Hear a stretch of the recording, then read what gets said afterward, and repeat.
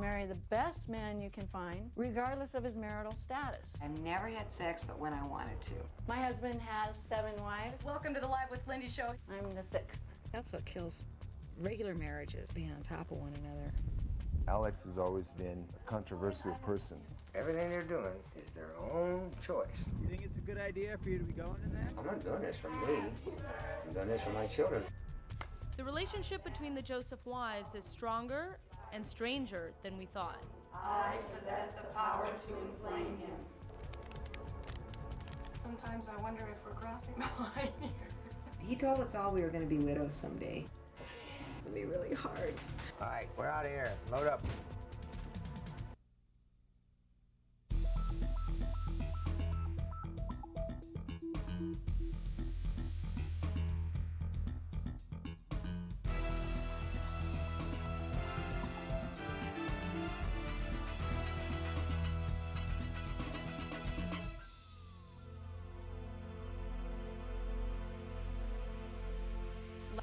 We came to Utah over a month ago to experience life with polygamist Alex Joseph and his 8 wives. For the first time, every single one of Alex's 21 kids returned home for the wedding of their sister Roxana. I told Steve if he could find another cool chick like me, he could marry her. The homecoming was a joyous event for everyone, but it was also bittersweet because Alex is dying of cancer, and in the middle of it all, wife number 7, Lindy, announced she's leaving him.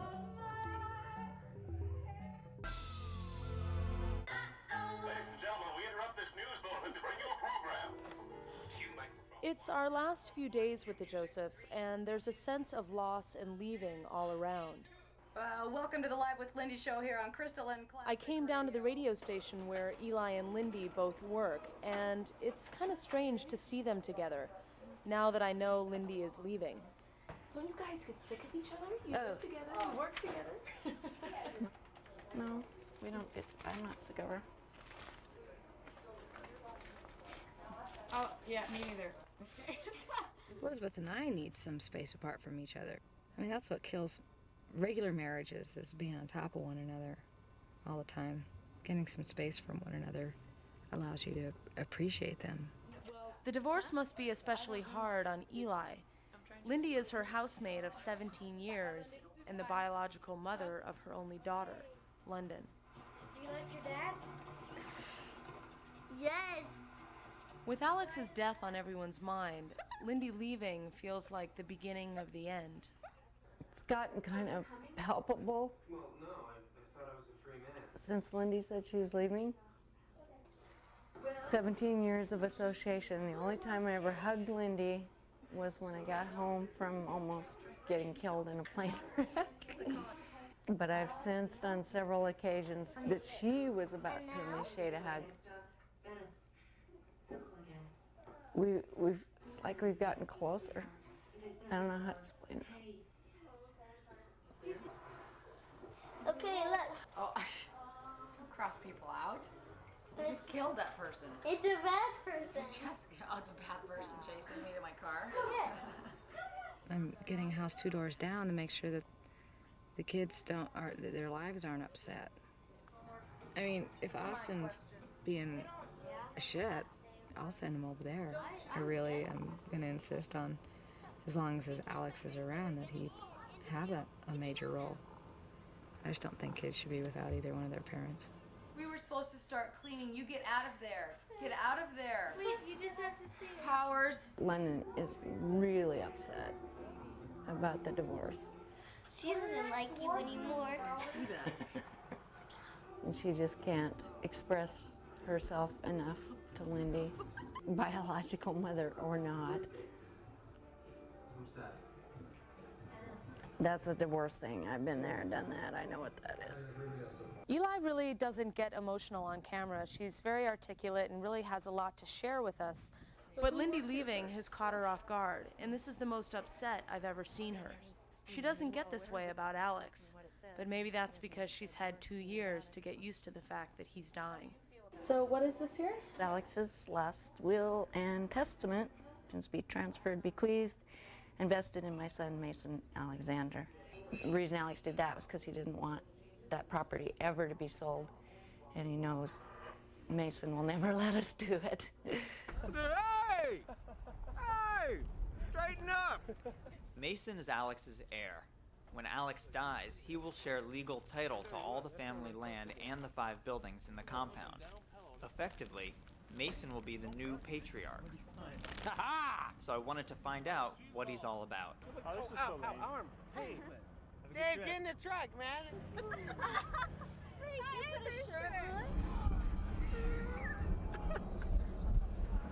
Oh, hey.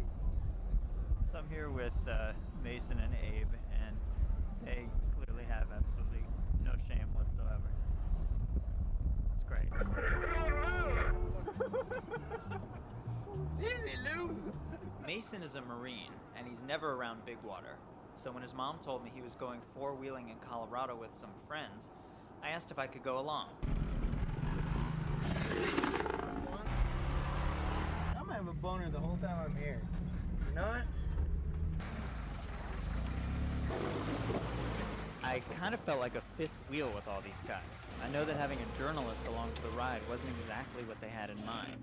And besides, Mason didn't think too highly of the media anyway. Do people usually assume that you're going to be kind of messed up? That's the whole problem. Every time they come down here, they're looking for dirt and how can I punch holes in this. And what they find is that kids that actually have their head on straight, doing good, have good jobs, don't smoke dope, ain't in jail, and they just can't handle that because it's totally opposite from what they're doing and they're supposed to be right. The wives adore Mason. They keep telling me that Mason is Alex's clone, that he's exactly like Alex was when they met him years ago. Am I gonna have 9 wives like my dad? My dad's got it down to a science. If you could do it just the way he's done it, would you do it that way? I don't know. Hard to say. It's been a little bit difficult getting a straight answer from Mason, but then again, he's exactly like his dad in that regard. So you're going to come back to Big Water when you're done with the Marines? No, actually, I'm gonna continue on with my life. And where it leads me, it leads me. If it leads me back to Big Water, so be it. If not, Big Water's just a place, it's not an attitude. Alex has taken a turn for the worse, and it's taking all of his 7 wives just to take care of him. I don't know how monogamous women do it.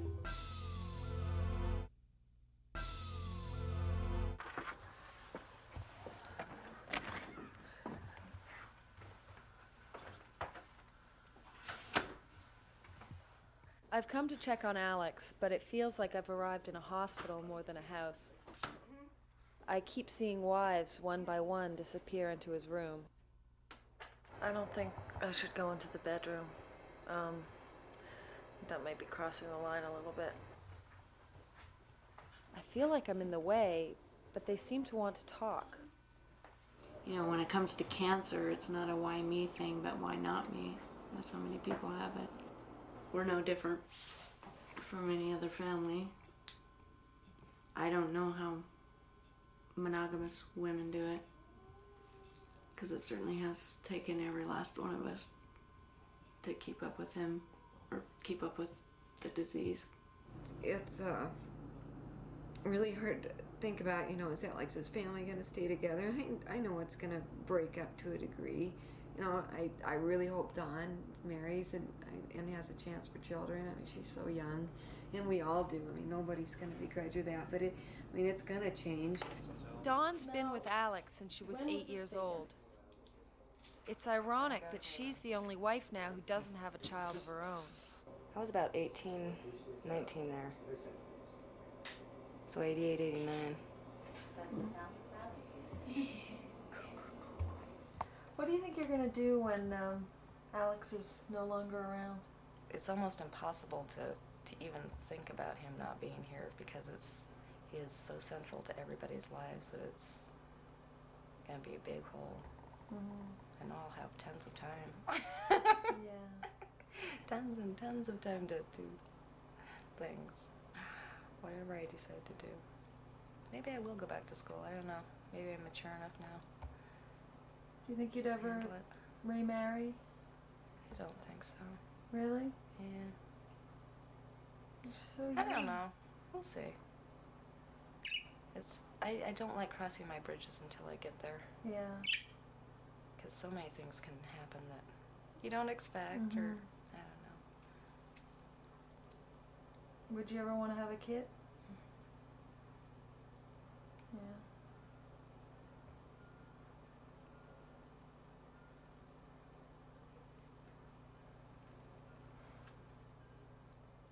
I can remember back when I didn't know whether or not I was going to have a child, and just how mentally and heartfelt upsetting that was to me to think that I wouldn't have Alex's child, and for Dawn, you know, that's her cross that she's got to bear. I just feel bad witnessing the grief that they're going through when it doesn't really affect me in the same way. And it's definitely not an easy thing to do, to be sitting there with this camera when they're talking about, you know, the man that they love's life slipping away from him. I'm really grateful that we do have the children, because through the children, Alex will always be with us.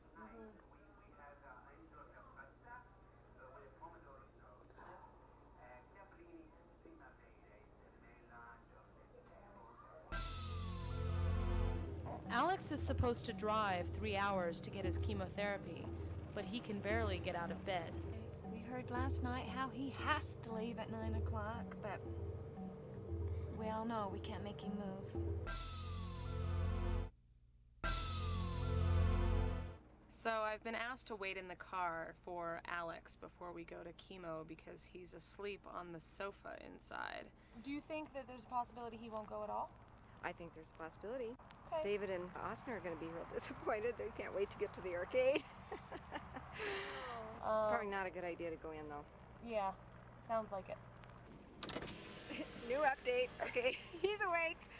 The boys put their bags in the car, so I guess that means he's going.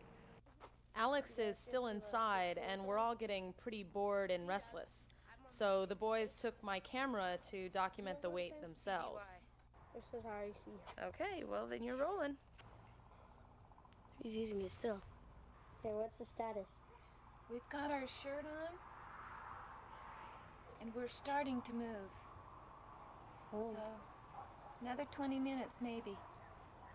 Okay. We're getting there. You know where Easy is? Yeah, he's over at my house. Well, your dad wants to see him, so can you go get him? Yeah. Hey, Easy. What? Dad wants you, so shut this thing off. Dad wants to see you.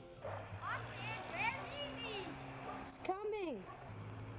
So what are you doing? Going to see my dad. So you actually listened? Yeah. Cool.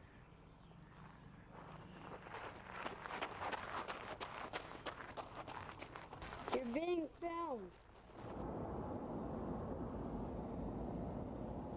I think it's shrinking. Or it's gone. Or something. What is? The cancer. Oh. I think you don't have It's not gone yet.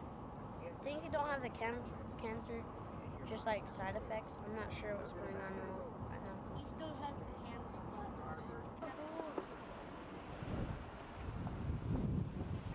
You guys ought to have a library here.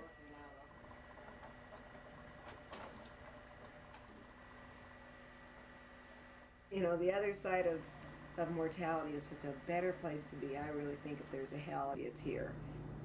You know, he said once, it's not that life is so short, it's that death is so long. No, it's true.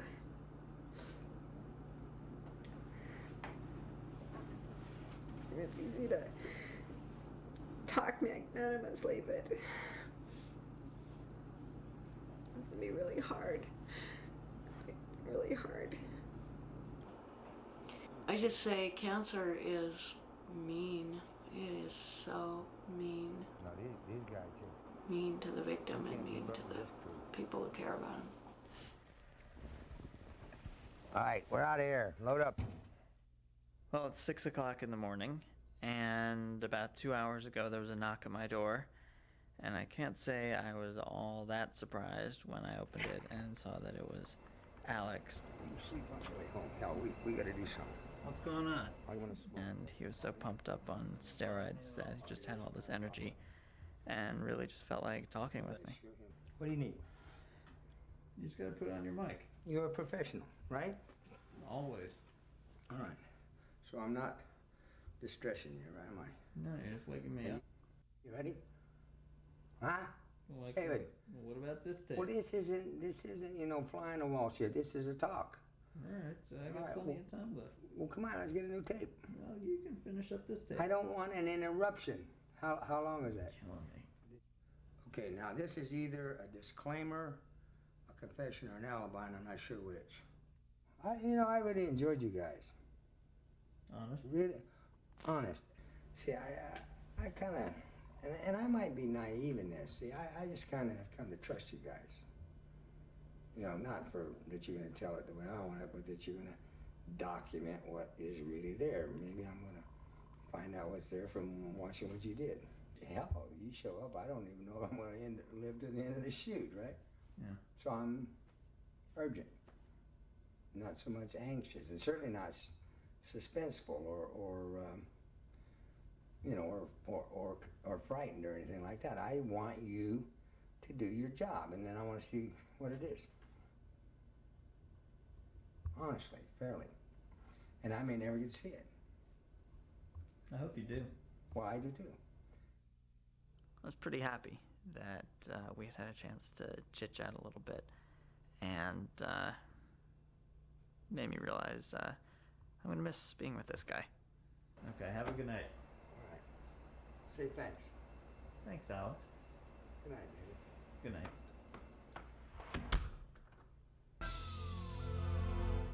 The problem with spending a month and a half with a family is that you start to feel like family. Like us when we leave. I don't like you still. How's that? I know. If it makes you feel any better, we don't like you either. Good.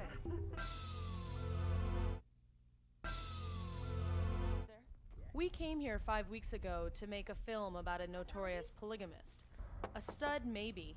A lawbreaker, definitely. Certainly no family man, we thought. Now it's a month later, and one thing is clear.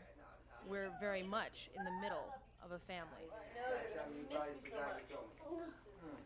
So no more us, Dawn. Wiley, isn't it? Why? We're leaving today. I thought you were moving in. Well, Are then you shut sad? down. Come on, Tara, if you haven't got it, I'll miss you guys.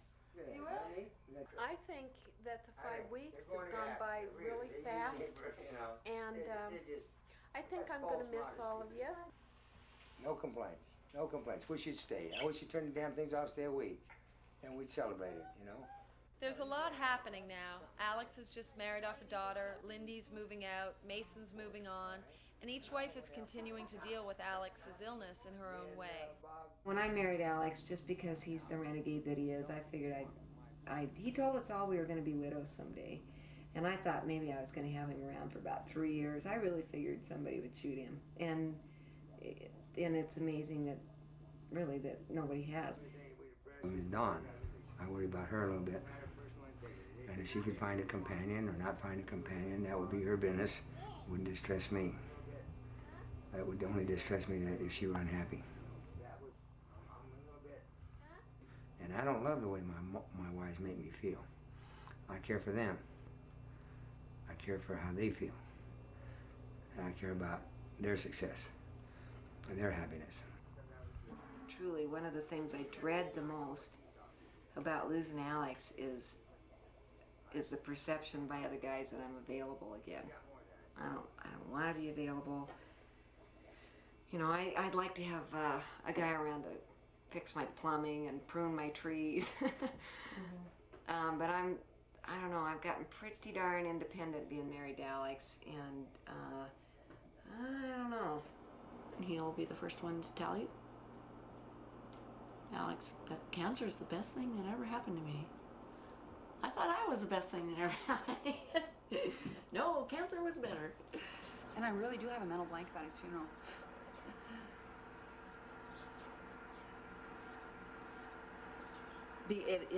in my mind, it's sort of something I want to hurry up and get over with because I know it is going to be too public for my taste. All along, we've been concerned that the Josephs would feel that we were preying on their personal tragedy, but leave it to Alex to have a plan all of his own. In the end, he was using us, too, to write a dying man's last words to his children and his grandchildren. Perspective, okay? I'm looking forward to seeing this. So that's your credit. I want her to see it. I want him to see it 30 years old. I want his kids to see it, okay? Got it? I'm not doing this for me. I'm doing this for my children to watch. And I'm doing it for them to watch 20 years from now, when my 20-year-old kids are 40 and my 10-year-olds are 30, and when they have children of their own.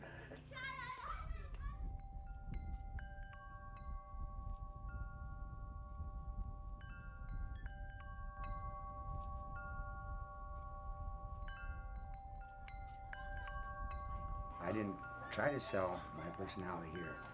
I tried to sell what I thought were principles that would serve, good solid principles of behavior and reality that would serve you.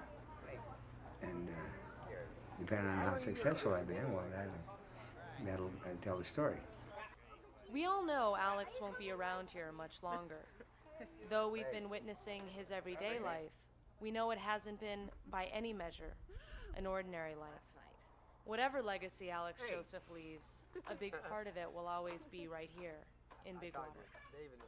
I haven't even been sightseeing, huh? All right. Season.